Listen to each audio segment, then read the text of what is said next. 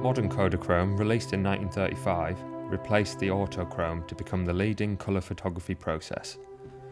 It had quick exposures, reproduced a vivid naturalistic colour, and being produced on plastic, it was lightweight.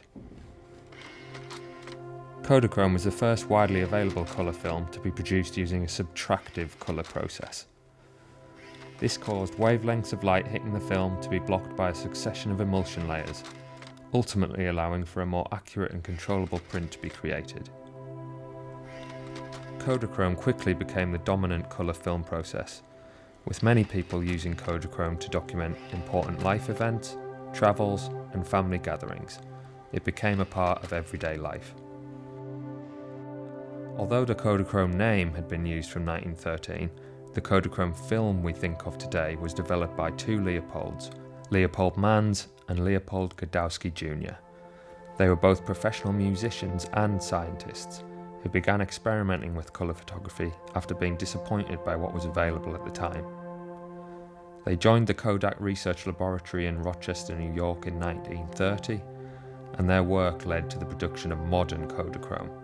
It was first used for motion picture film in 1935, and the following year could be bought in 35mm format. Processing Kodachrome was highly complex, involving 4 separate developing solutions, large machinery, and exacting temperature conditions. Consisting of over 20 steps, the process could take up to a few hours in total. For these reasons, processing occurred exclusively at Kodak's labs.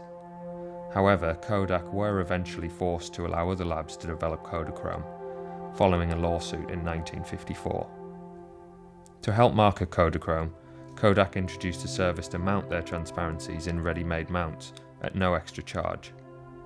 But Kodachrome film was also used by many artists and documentary photographers, attracted to its vibrant colour, high contrast, and excellent archival stability.